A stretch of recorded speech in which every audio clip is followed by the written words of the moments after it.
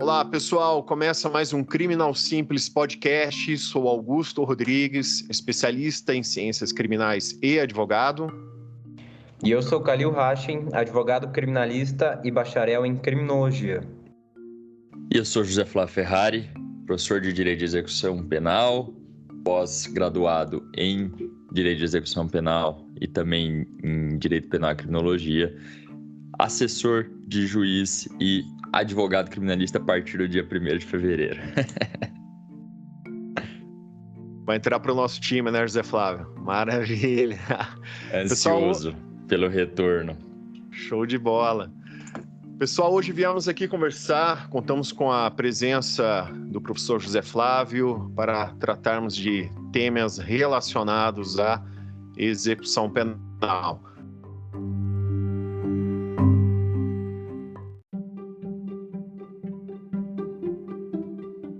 Então, pessoal, como é notório, nesse mês de janeiro de 2023, ocorreram alguns atos ali golpistas, né, em face dos 3 poderes da República, e vimos, através dos veículos de imprensa, que um número considerável de pessoas envolvidas nesses atos golpistas foram presas, né, cautelarmente. Foi dominado nas redes sociais a condição carcerária dessas pessoas e foi levantada a polêmica, né, sobre o sistema carcerário brasileiro, que uma parcela da sociedade parece desconhecer qual é a realidade do sistema carcerário aqui no Brasil. E aí, José, o que você tem a considerar a respeito do nosso sistema para expor aí para os nossos ouvintes? Antes de mais nada, agradeço pelo convite de participação mais uma vez. Sempre um prazer estar ao lado de grandes pensadores de direito penal e que pensam de forma crítica todo o sistema. Acho que a gente não pode esquecer que nosso sistema prisional nunca funcionou, nunca vai funcionar e é simplesmente uma medida paliativa para o cometimento de crimes, né? Pessoas são punidas, jogadas dentro do cárcere e aquilo não resolve, não ressocializa ninguém, né? As ideologias já se provaram insuficientes. Mas é o que nós temos, bem jurídico tutelado, a ponto de aplicar uma pena privativa de liberdade que o Estado encontra como sendo uma boa solução. No caso, nós tivemos o ataque golpista em dia 8 de janeiro, num domingo, que eles simplesmente atacaram, tentaram um golpe, atacaram os 3 poderes e foram presos em flagrante, tiveram suas prisões convertidas também em preventiva, muitos deles, né? Alguns habeas corpus estão chegando agora no STF, né? Algumas decisões favoráveis para a soltura, outras pela manutenção da prisão preventiva. E realmente, como o Augusto disse agora, nós tomamos ciência muitas vezes do que está rolando a partir do que é anunciado pela mídia. E, pasmem, né? Reclamam da comida, reclamam do espaço da prisão, reclamam de não ter Wi-Fi. Não sei se vocês já viram isso. Eu nunca, em 10 anos atuando no sistema prisional, um pouco mais do que 10 anos, na verdade, eu nunca tinha visto ninguém reclamar de falta de Wi-Fi nas cadeias. Nunca. Pela primeira vez Até onde eu sei é proibido até ter celular, né? No ambiente prisional. Bom, vamos lá. Proibido a gente sabe que é. A gente sabe que entra também, né? Muitos celulares dentro das unidades prisionais. A gente sabe, né? Mas eu nunca vi ninguém confessando que tá com o celular reclamando da falta de Wi-Fi. Eu não sei o que é isso. Se é má fé, se é burrice, o que é, né? Deixamos talvez o nome muito bem claro aqui, né? Exposto. Enfim. É difícil falar sobre o sistema prisional, é difícil, como eu estava conversando já com o Augusto, com o Khalil, esse nosso sentimento de buscar punição para os atos que aconteceram também é muito perigoso. Porque a partir do momento que a gente busca essa punição, a gente sabe que a gente está colocando pessoas dentro do sistema que eu vou retratar para vocês daqui a pouquinho. E a partir do momento que a gente busca essa punição agora, essa mesma punição pode ser revertida contra nós mesmos, né? Contra as ideologias que a gente busca, que a gente prega, contra toda essa barbárie. Então tem que tomar muito cuidado com o nosso desejo atual, porque nós fomos vítimas, né? Quem é democrata sabe que quem gosta da democracia, quem defende a democracia, foi vítima desse atentado de domingo. Mas vamos lá. Estavam reclamando da comida, do espaço. Vem cá, Augusto, eu vou te contar uma coisa que chegou até mim por pessoas que sabem, né, do sistema prisional do Distrito Federal e que estão enxergando, estão vendo o que está rolando lá dentro. Já era a Papuda, né, o complexo da Papuda, para onde muitas dessas pessoas foram transferidas, ele já era superlotado. Já estava operando muito acima de sua capacidade prisional. Celas, por exemplo, que tinha 10 pessoas, tinha 16, tinha 12, 14, tá? Então, não era respeitado esse espaço das celas e das pessoas. O que acontece? Muitas, acho que, salvo engano, 1.300, 1.400, 1.500 pessoas presas, né? Foram presas em flagrante e transferidas para o complexo da Papuda. Pasme, Augusto e Calil, eles estão em celas de 10 pessoas, mas que tem apenas 8. Ou seja, aquela superlotação do preto pobre periférico, o que aconteceu? Eles estão ainda mais superlotados. Celas que cabem em 10, agora tem 20. Ou seja, para amortizar a vida de pessoas do cidadão de bem, eles estão piorando aquele de segunda categoria. Né? A gente sabe quem são hoje os cidadãos de segunda categoria. É exatamente isso que a gente está falando que o sistema penal busca punir, que elege como alvo. Então, olha a situação, olha que complicado.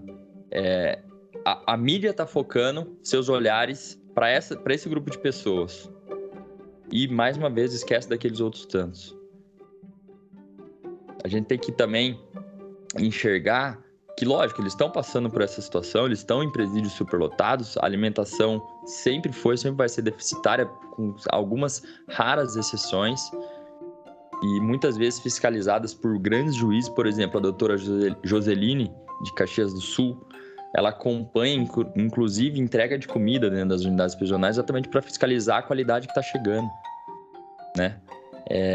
Agora, não comer nuggets porque faz mal, um absurdo, né? Enfim, onde eu quero chegar? Hoje no país nós temos 700 mil pessoas privadas de liberdades em celas físicas. Nós temos apenas 460 mil vagas. Você entende que a conta não bate? A conta não tá batendo. E mais, Augusto e Calil. Dessas 700, ainda é pouco, porque nós temos 350 mil mandados de prisão pendentes de cumprimento. Mas se for cumprir tudo isso, o que a gente faz? Onde a gente vai colocar tanta gente? O Estado sempre dá um jeito, né? Tive a pachorra de escutar de promotor de justiça vir para mim falar que, bom, mas se cabe 80, onde em tese caberiam 24, 25, é porque, na verdade, tem capacidade para 80. Meu Deus. Ou outras falas, talvez mais grotescas. Prisão ou cela é igual coração de mãe, sempre cabe mais um. Vocês entendem onde tá levando? Isso sempre foi dito abertamente e ninguém nunca foi responsabilizado. Ou melhor, não que busque responsabilização, mas ninguém foi sequer advertido. Promotor de justiça falando isso e nunca sequer chegou na corregedoria.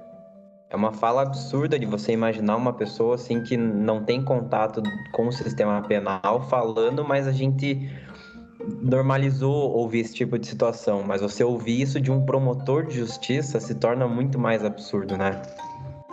Eu não consigo imaginar uma coisa dessa, assim. É o questionamento que eu deixo, né? O questionamento que eu deixo, complementando a fala de vocês, será que esses operadores do direito, né, seja lá o membro do Ministério Público, ou mesmo o membro do Poder Judiciário, será que eles conhecem de fato a realidade prisional? Será que eles frequentam as unidades prisionais para fazer lá as inspeções? Será que eles têm a consciência dessa realidade mesmo? É um promotor de justiça que não está promovendo justiça, né? Lindo, Calil. Eu acho que a gente tem que também enxergar que o promotor de justiça, lógico, ele se enxerga ou como agente de segurança pública, né? O promotor de justiça também muitas vezes se enxerga também como Batman, Robin, seja lá que for, né? Mas a questão que a gente não pode deixar despercebida é, ele tem que promover a justiça, ok. Ele tem que cuidar de cidadãos, né? Mas aí que tá, ele escolhe sempre quem que ele tem que cuidar, né? Ele escolhe o alvo dele. Ele quer punir aquela pessoa independentemente da forma que for. Eu, o Calil e o Augusto aqui, a gente tava discutindo também sobre as finalidades da pena, né? Isso nunca sequer foi de fato aplicado ou justificado de forma suficiente aqui no país, num país colonizado. A gente simplesmente replicou estratégias de punição europeias e norte-americanas sem sequer questionar para nossa realidade do nosso povo. Então, a gente tem que revitalizar essas discussões e enxergar que muitas das penas que a gente aplica aqui são muito piores do que aquela que está na legislação.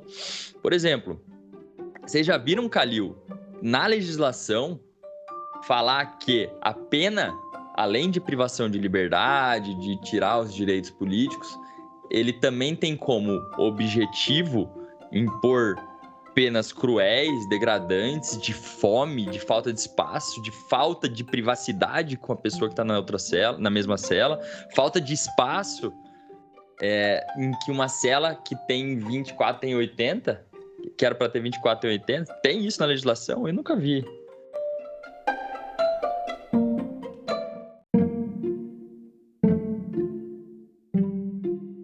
Não, eu queria aproveitar, só fazer um comentário a respeito do começo da tua fala, José, sobre essa questão, né, que está vindo à tona agora das condições do sistema carcerário, tendo em vista essas pessoas que foram presas recentemente lá em Brasília.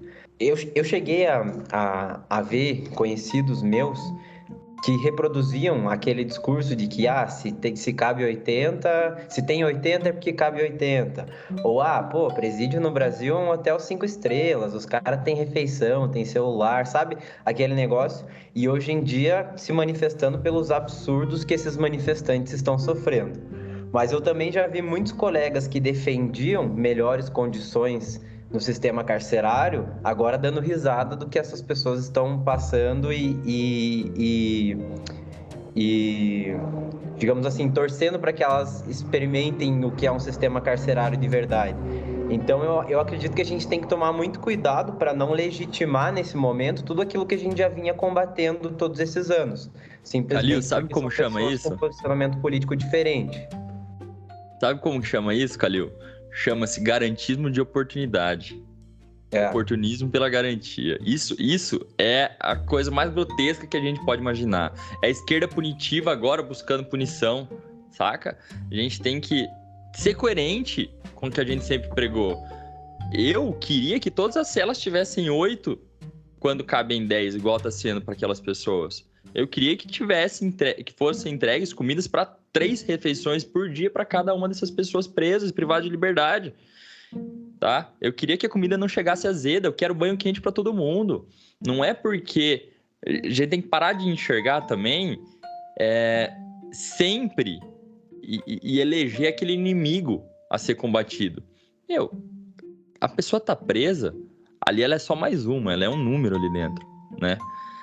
Apesar de não poder existir essa denominação numérica, hoje, dentro do cárcere, as pessoas não são tratadas pelo nome, é tratado de ladrão, bandido, tá? O agente penitenciário, policial, penal, quantas vezes eu já vivenciei e presenciei isso, chamando todo mundo de ladrão, tá? A gente tem que tomar cuidado com isso. E não chamando pelo nome. O nome é ladrão. Qualquer um, ladrão. Ô, ladrão, vem cá, faz isso. Ô, ladrão, vai lá, faz aquilo.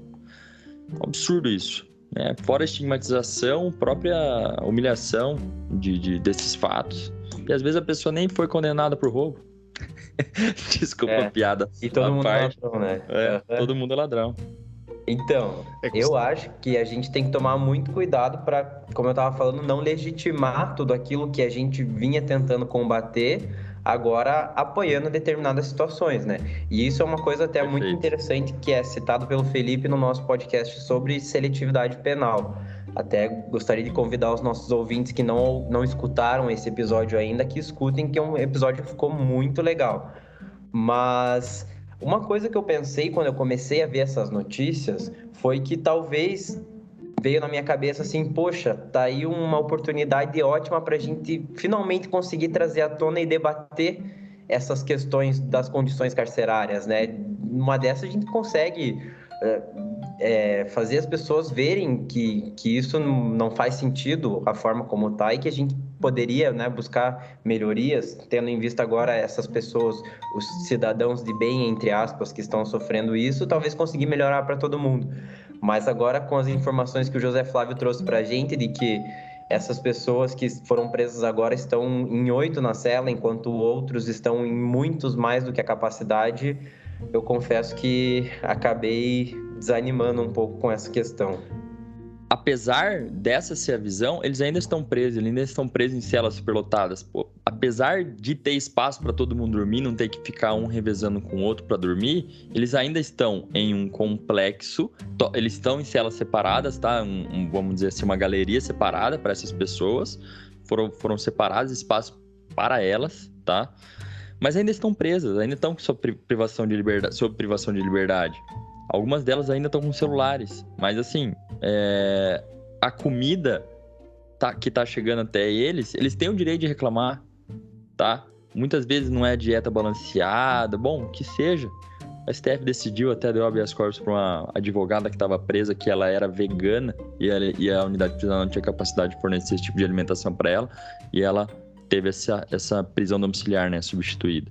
Enfim, a gente tem que olhar também para a nutrição, a gente tem que olhar para todos os efeitos decorrentes da superlotação.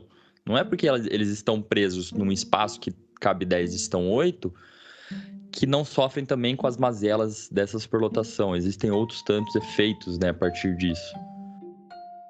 É que a gente tem que partir de algumas premissas, né? A primeira é a questão da gente enxergar o nosso ordenamento jurídico, em primeiro lugar, como um pacto civilizatório, né? Se temos ali dispositivos que tratam sobre a execução penal, a forma como deve ser cumprida a pena, o ambiente em que o apenado deve estar, tudo isso já parte de uma premissa de um pacto civilizatório que a gente tem. E uma outra frase que eu ouvi recentemente que eu achei muito interessante: se o que a sociedade busca é justiça ou uma vingança social mediante a relativo grupo, né?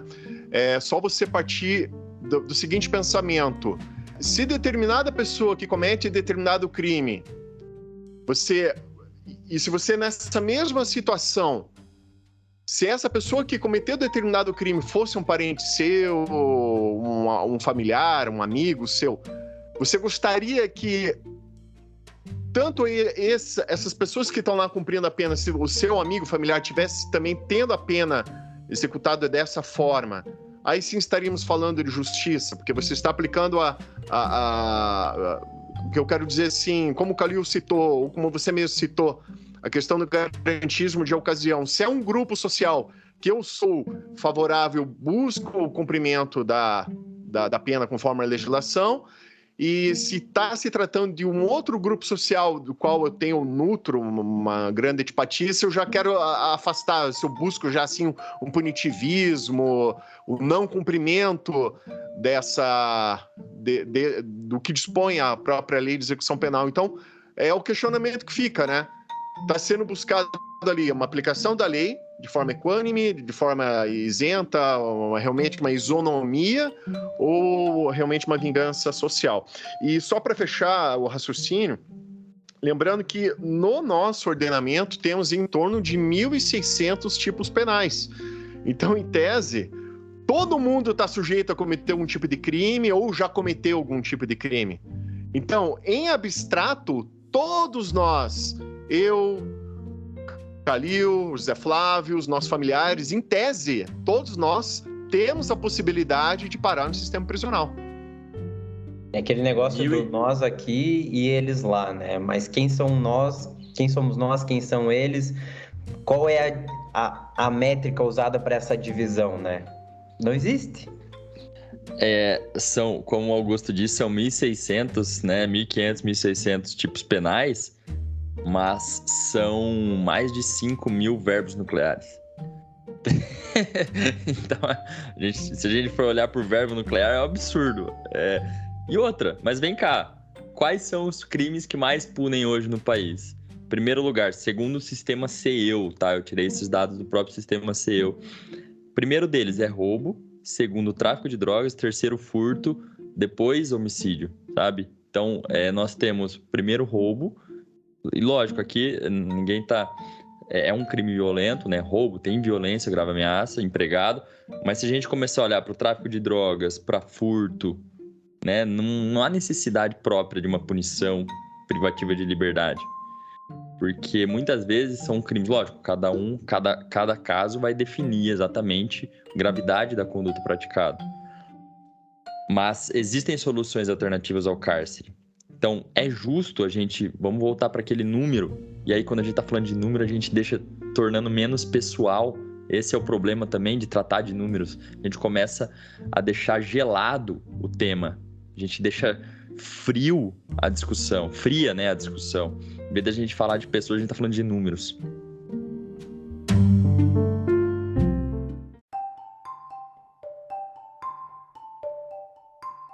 Mas olha, nós temos 700 mil pessoas privadas de liberdade. Se for cumprir mandado de prisão que está pendente de cumprimento, vai para 1.050.000.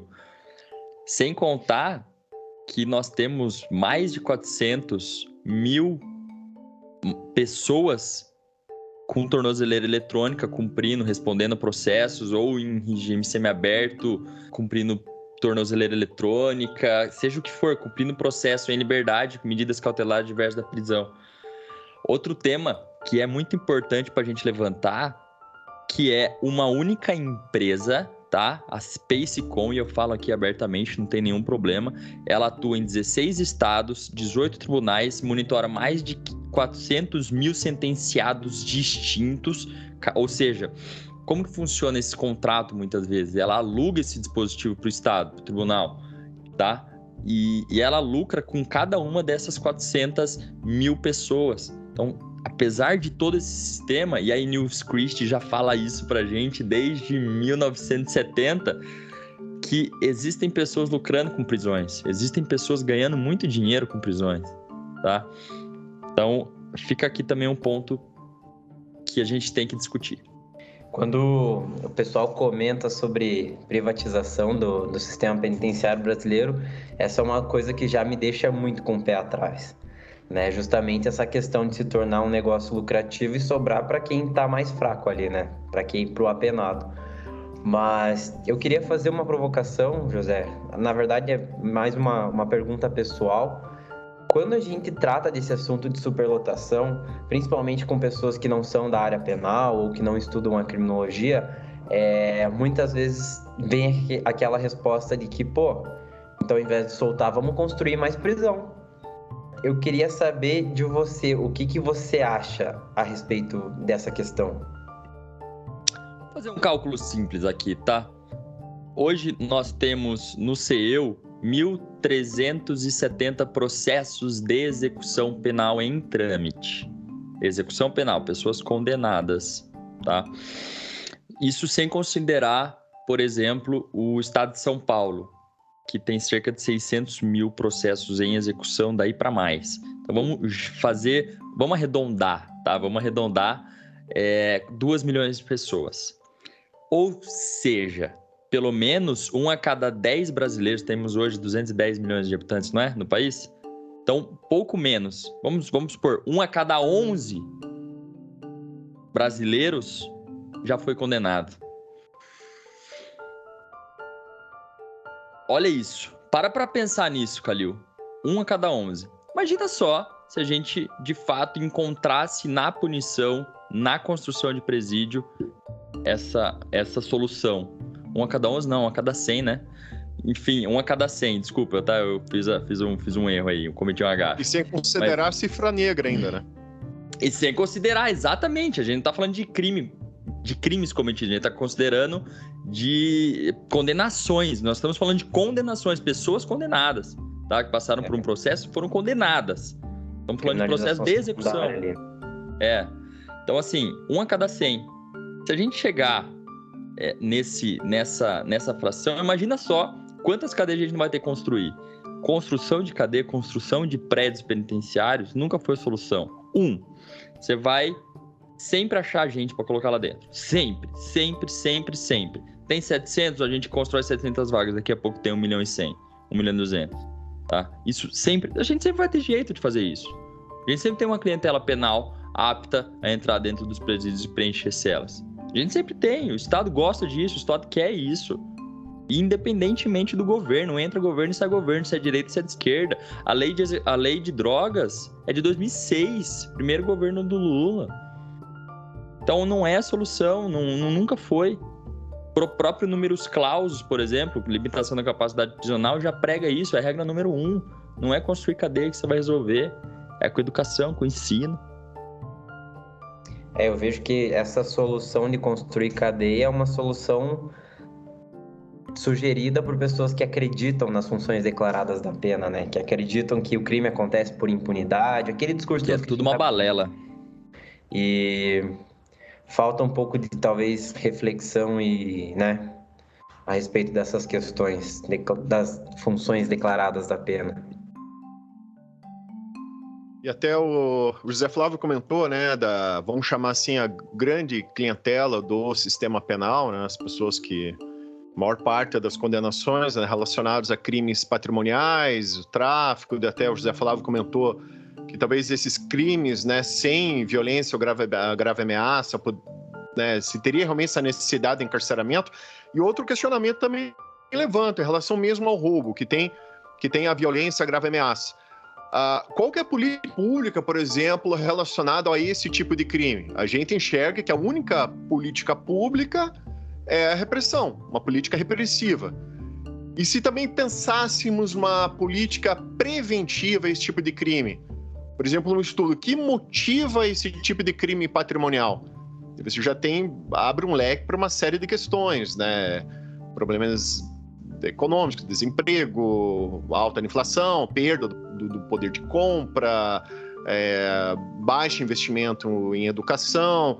Se realmente o Estado aplicasse essas políticas públicas dando a prevenção desses crimes, e diga, parece uma utopia isso, mas se a gente observar países que não têm números expressivos desse tipo de crime, né, patrimonial, qual que é a diferença desses países para o nosso, por exemplo? O que muda?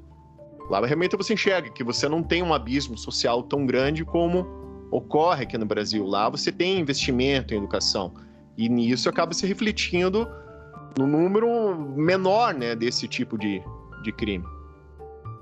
Perfeitamente. Olha, vou contar um caso aqui para vocês. Também é um problema do judiciário, tá? Que muitas vezes acaba levando a violência ou grave ameaça a patamares tão ínfimos, tem um externo probatório dessa violência ou grave ameaça tão grande que tudo acaba sendo roubo. Muitas vezes tudo acaba sendo roubo a partir do momento que a vítima está ali. Esses tempos atrás, enquanto assessor de juiz, analisei um caso em que a vítima jurava de pé junto que tinha sido... que estava indo para o carro, foi abordada com uma arma de fogo e subtraiu o veículo dele. Depois a gente foi provar que, na verdade, essa vítima estava mentindo. Por quê? Porque ela deixou o carro destrancado. E deixar o carro destrancado, talvez o seguro, ele era funcionário de uma empresa, talvez o seguro não cobriria esse furto, porque a culpa foi dele, de deixar o veículo destrancado com a chave na ignição. Tá? Então, e ele poderia até mesmo, se fosse essa versão, se ele reconhecesse esse erro dele, foi um erro, ele poderia ser mandado embora da empresa. Então, inclusive, esse foi um caso completamente atípico, que o próprio representante da empresa estava presente na audiência, tá? Foi, enfim. Ou seja, a pessoa mentiu em audiência para se livrar. Então, tem que tomar muito cuidado com isso, né? O judiciário tem que observar situações específicas e analisar os casos exatamente para ver, de fato, aconteceu um roubo ali? Não é? Qual que é o standard que a gente está levando em conta para comprovar essa violência grave ameaça? Mas é lógico que o Augusto também está completamente correto em fazer essa análise muito mais profunda dos motivos do roubo. Acho que a solução dele, de fato, é sem nenhuma dúvida aquela que, de fato, resolveria todo o problema. A que eu levantei aqui foi simplesmente uma peneirinha, assim, ó, para tapar o sol. E só mais complementando, só um adendo. Se a gente pensar, por exemplo, hoje, qual seria o salário mínimo constitucional? Conforme o DIEESE, passa de R$5.000. E o questionamento que eu deixo, considerando a população brasileira, quem tem uma renda acima de R$5.000, um exemplo, né? E isso que eu nem estou adentrando em outras questões de acesso a emprego formal, direitos trabalhistas e tudo mais. Só um questionamento que eu estou deixando para os ouvintes aí. Eu queria aproveitar a fala do Augusto para falar que isso não é utópico. O tópico é você acreditar que a punição vai resolver o problema da criminalidade. Primeiro, o crime é um fenômeno extremamente complexo. Nós temos inúmeros crimes no nosso Código Penal, no nosso ordenamento jurídico brasileiro. Cada um desses crimes é muito diferente do outro. Cada um desses crimes tem uma motivação totalmente diferente do outro, e não só entre os próprios tipos penais, mas em cada caso concreto. É utópico você pensar que uma solução simples vai resolver o problema da criminalidade toda no Brasil. E aí a gente vem naquela questão de que a gente deixa a segurança pública sempre pro após, né? Para punição, pro após o crime ter acontecido. O nosso objetivo não tem que ser punir mais, prender depois que o crime já aconteceu. O nosso objetivo tem que ser evitar prender, evitar que o crime aconteça antes dele acontecer. E aí vem as políticas públicas, políticas sociais e questões que alguns países estão conseguindo trabalhar bem, esses países que estão conseguindo desencarcerar mais. O problema é que no Brasil a gente sempre vê que a solução simples, que não é uma solução, vulgo a punição, a gente insiste em achar que isso vai resolver, quando na verdade a gente precisa pensar, olha, tal crime está acontecendo muito. Vamos pensar quais são as motivações desse crime, o que a gente pode trabalhar para evitar que esse crime aconteça. Mas infelizmente a gente não pensa nisso como política pública em grande escala, não é algo popular de se pensar aqui no Brasil atualmente, né? O popular é você punir mais. Mas só complementando, Calil, porque como o José Flávio falou, isso não é pensado porque sabemos que a população carcerária é o PPP, preto, pobre ou periférico. Por isso que a sociedade não sente esse desejo de repensar a política criminal de forma preventiva.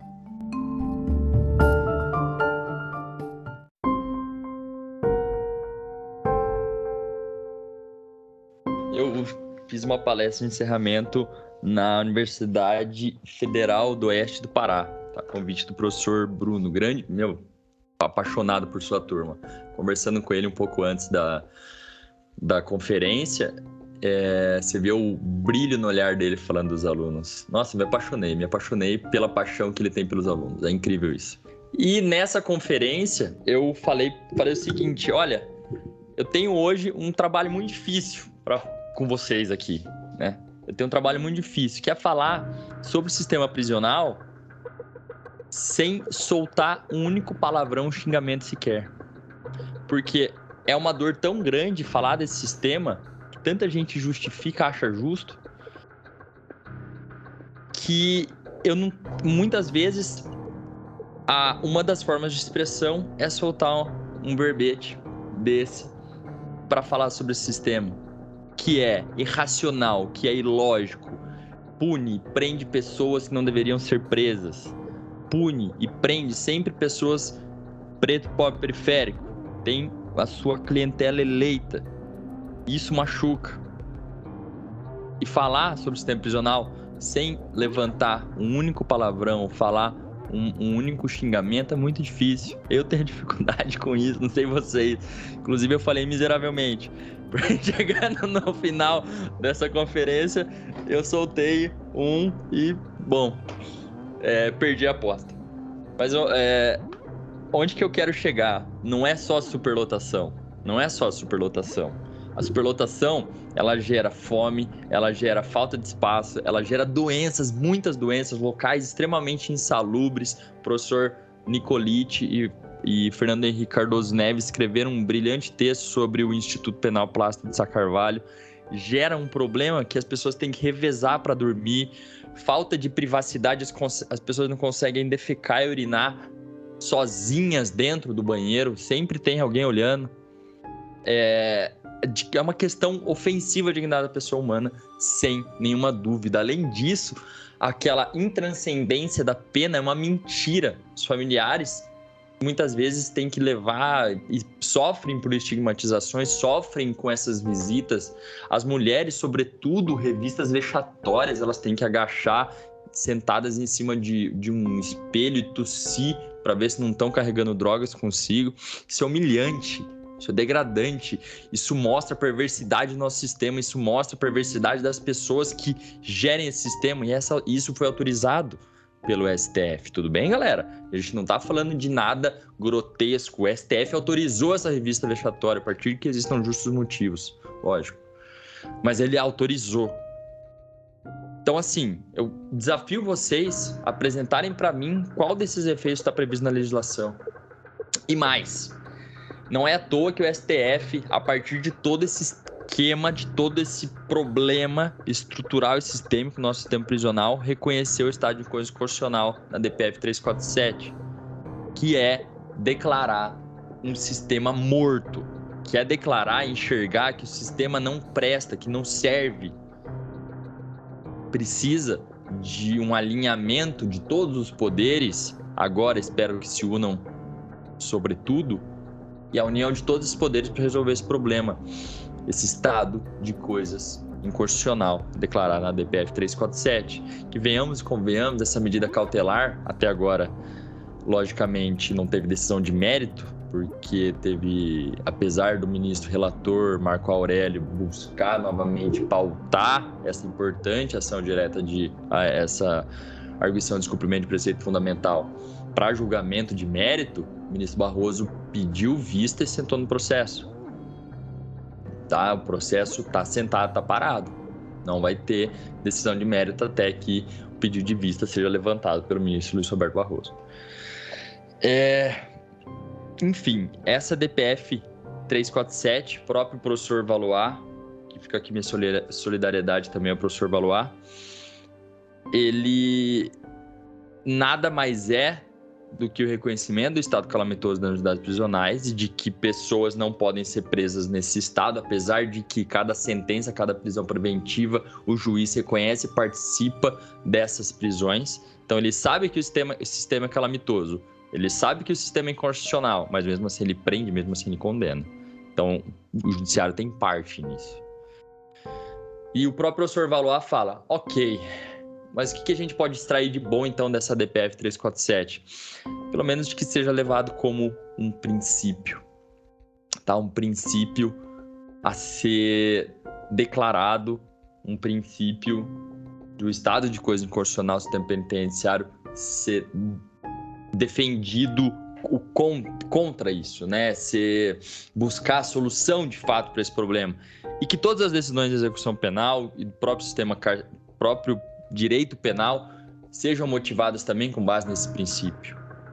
É que os juízes estejam atentos a essa realidade do nosso sistema e não simplesmente apliquem a lei porque tem que aplicar, mas que enxerguem a realidade do próprio sistema.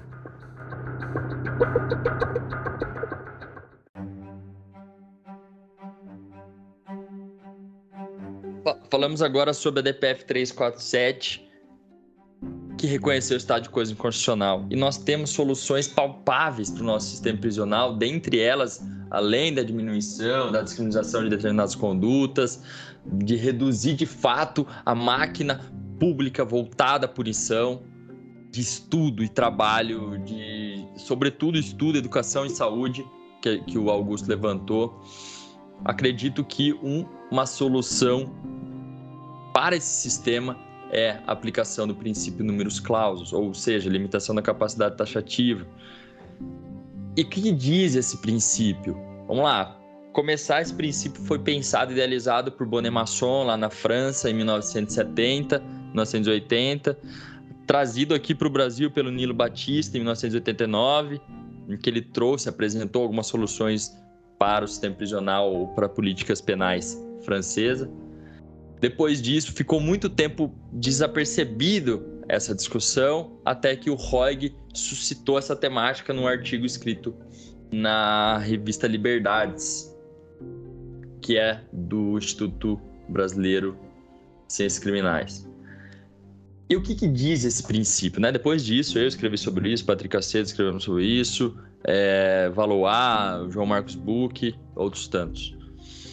Acabou de sendo, de fato, um princípio que a gente busca aplicar na execução penal. O que quer dizer o números clausus? Números clausus nada mais é do que um cálculo matemático simples. A partir do momento que você tem uma unidade prisional superlotada ou uma limitação na capacidade prisional para aquela unidade prisional, a partir do momento que a entrada de uma pessoa no sistema, a outra tem que sair. Não pode existir um acréscimo nesse número de prisões. E aí que tá, Calil. Não deve ser construídas vagas nas unidades prisionais. A gente tem que lidar com o que a gente tem. Porque senão a gente vai começar a crescer número de prisões, ao ponto de que chega naquele número que eu disse para vocês, de 1 para cada 10 pessoas no país presas, né? Hoje tem 1 a cada 100. Pelo menos respondendo processos condenadas, né? A gente tem que tomar muito cuidado com isso. Limitação da capacidade prisional é uma realidade, já tem regulamentação no Conselho Nacional de Políticas Penitenciárias do Ministério da Justiça. Nós já temos realidade no STF de aplicação do numerus clausus para as unidades de crianças em conflito com a lei de crianças e adolescentes em conflito com a legislação. Nós temos decisões individuais de cada juízes que aplicam números clausus para basear a intervenção em presídios e a interdição de presídios. Então, é uma realidade. Está na própria legislação, limitando a capacidade prisional em cada cela. Por que não aplica? Falta vontade política. Falou que falta vontade política, realmente não é uma pauta muito popular de você defender no Brasil atualmente, né?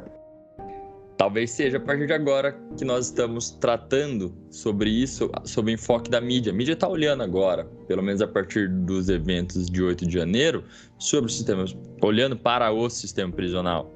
Quem sabe agora a gente começa a discutir algumas temáticas e tocar num vespeiro necessário. Zé, eu vou fazer uma pergunta provocativa, mas é uma pergunta provocativa que eu vou fazer porque eu consigo imaginar que alguém possa fazer esse questionamento, tá bom? A ideia do números clausus, né, é uma ideia bem interessante, concordo, né, e você mesmo rechaçou a ideia de construir novas unidades prisionais, ampliar o número de vagas, mas daí alguém faz o seguinte questionamento: mas a população também não aumenta? Não teria que aumentar o número de... Porque pela lógica, né? Se você está cada vez mais encarcerando, você está aumentando o percentual da sociedade que está sendo encarcerada. Mas se pensar, a sociedade em si também não aumenta. Esse é o questionamento que eu deixo. Para quem, digamos, fizesse esse questionamento provocativo, sabe como? Maravilhosa sua pergunta. É lógico. A gente tem que pensar na evolução da sociedade. A evolução da sociedade implica necessariamente na redução de prisões. Evoluir como sociedade, evoluir como povo brasileiro, representa atuações políticas voltadas à educação, voltadas à saúde, que exatamente minam a necessidade da prisão, a necessidade da resposta penal. Então, Augusto, eu quero sempre menos prisões. Em vez de ter 700, eu quero que esse número reduza muito. Nós chegamos já a mais de 800, hoje está reduzindo, felizmente, 700 mil, tá? Tem, lógico, a população vai crescer, com certeza, sem nenhuma dúvida. Mas isso não quer dizer que o direito penal tem que acompanhar o número de cidadãos presos. Não pode existir isso. O Estado, ele tem que enxergar que a política penal não é resposta para soluções. Ah, cresceu o número de pessoas, a gente vai crescer também a resposta penal? Não. Nós somos uma sociedade civilizada. Nós temos que crescer e desenvolver e aprimorar nossas políticas exatamente para trazer a resposta penal como última ratio, que sempre foi, mas não é. E a gente poderia também colocar como uma forma de mitigar esse problema ideias que o Calil sempre traz, né, aqui nas nossas gravações, que é a ideia de justiça restaurativa, de você também utilizar outros ramos do direito, ou mesmo políticas de desencarceramento, e o que a gente comentou agora há pouco, de você ter políticas de segurança pública não só no viés repressivo, mas também no viés preventivo, que a gente comentou há pouco. Esse é o perigo de você deixar a segurança pública ser cuidada diretamente pelas agências de segurança pública e não por quem está comandando as políticas em geral, né? Mas isso que o José Flávio falou sobre última ratio é uma questão importantíssima, né? Porque no Brasil atualmente parece que o direito penal que era para ser a última ratio se tornou a primeira, né? É só a gente olhar o nosso Congresso, nosso legislativo, está acontecendo muito de alguma coisa, a solução é sempre criminalizar ou aumentar a pena. Não se pensa em formas alternativas de você trabalhar essa questão, né? Infelizmente, é sempre isso, né? Aquela história de cada político quer ter um crime para chamar de seu, né? A discussão recente sobre a extinção, revogação de saída temporária, feita com base num único caso que não tem relação nenhuma com o próprio instituto que está tentando abolir, tá? Então, sempre busca punição, sempre busca repressão, sempre busca tirar o mínimo de direito das pessoas. E aí a gente volta, que a gente falou aqui nesse podcast inteiro, nessa discussão inteira, pessoas lucram com isso. O objetivo do direito penal não é tutelar bem jurídico pela norma, eleito pela norma. Não, o direito penal tem como ideologia manter o status quo. O professor Patrick Cicedo, Ideologia e Direito Penal, ensinou isso pra gente. Direito penal, ele tem como propósito manter os ricos cada vez mais ricos, manter os pobres cada vez mais pobres, minar qualquer proposta de ascensão de classe. Por isso que a gente tem que enxergar o direito penal, e aqui eu vou ler o trecho do professor Patrick Cicedo, que eu acho sensacional. O horizonte político é de resistência e limitação do poder punitivo estatal. É preciso apoiar a edificação de medidas fundadas na negação da ideologia penal e forjadas em uma política criminal de redução de danos e dores. É isso que eu quero, é isso que eu busco, é isso que eu defendo todos os dias de minha vida. Se um dia eu chegar aos meus 99 anos, 105 anos, que é onde eu quero chegar, espero que com saúde, e enxergar pelo menos uma proposta que atinja essa finalidade, eu vou estar feliz.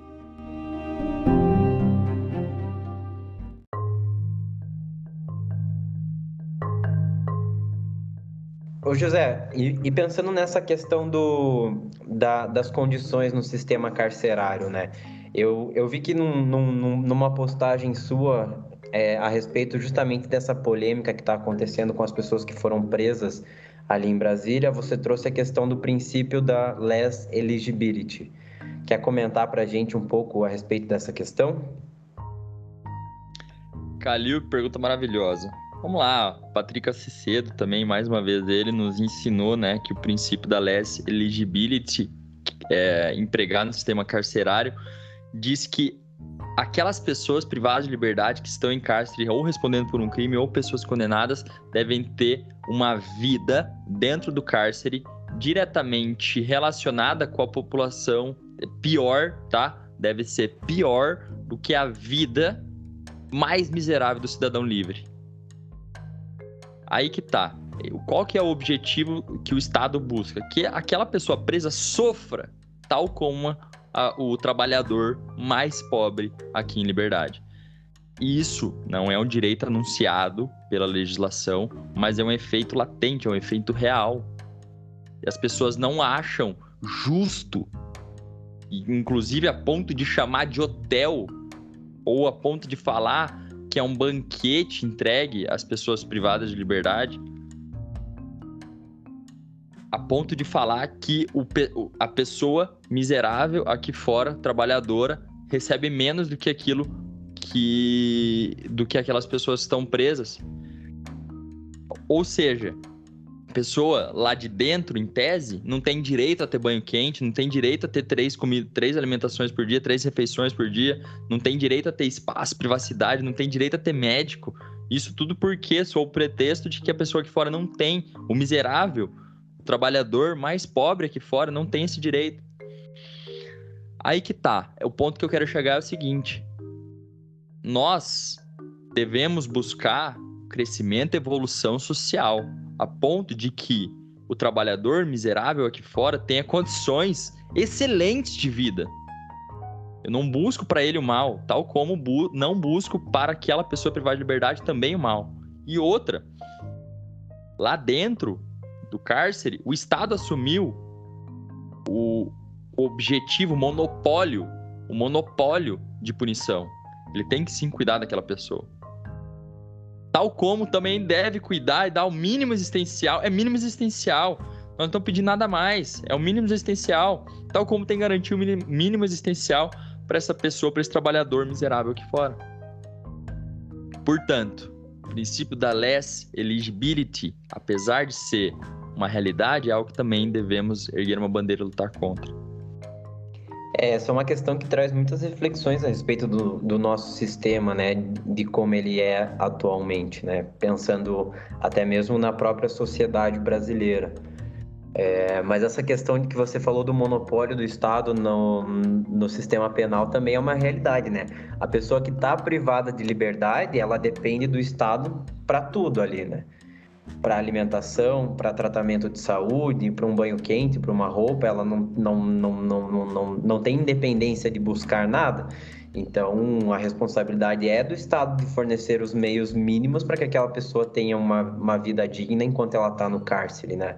Ela não tem essa possibilidade de buscar por outros meios enquanto ela está privada de liberdade.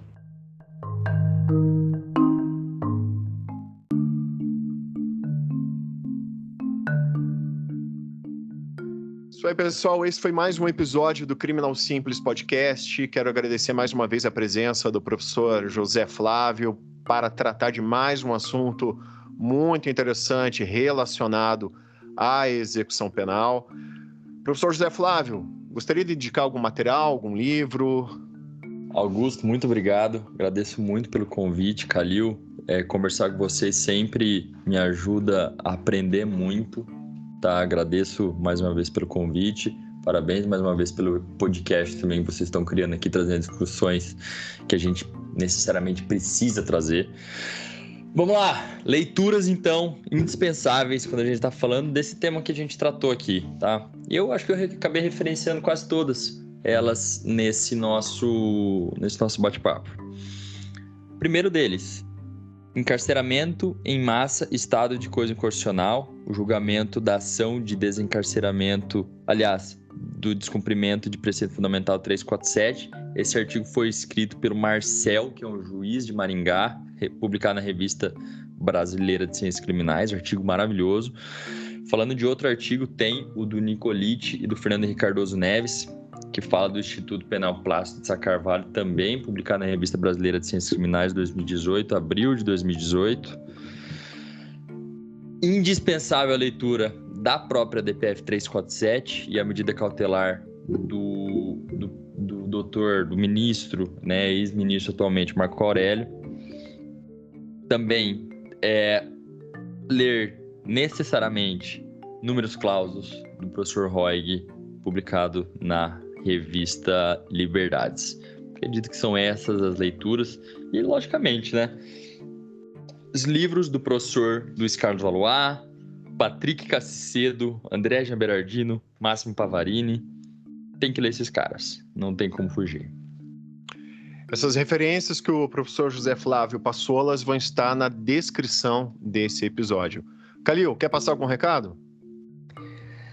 Bom, primeiramente gostaria de agradecer novamente a presença do professor José Flávio, que está aqui trazendo questões importantíssimas da execução penal, sempre trazendo muito conhecimento e muita crítica também do nosso sistema, né? É sempre um prazer tê-lo aqui conosco. Obrigado, Augusto, novamente por mais uma gravação também de um episódio importantíssimo sobre um tema interessantíssimo para quem trabalha na área ou para quem estuda a área, a criminologia, o nosso sistema penal. Peço aos nossos ouvintes que nos acompanhem nas redes sociais também. Eu e o Augusto, a gente sempre divulga todos os episódios novos dos podcasts no Instagram e também estamos sempre publicando questões sobre direito penal e processo penal lá. Meu Instagram é @crimesimples, o Augusto é o @augustorodrigues.criminal e, claro, o professor José Flávio também, o @puxandopena, sempre trazendo questões importantes sobre execução penal. Legal, Calil. Obrigado, Calil, professor José Flávio. Obrigado principalmente a você, nosso ouvinte. Esse episódio foi feito para você e eu peço a sua ajuda. Se você tem um amigo, um conhecido que é estudante de direito, advogado criminalista, militante da área, por favor, nos ajude compartilhando esse episódio. Muito obrigado e um grande abraço.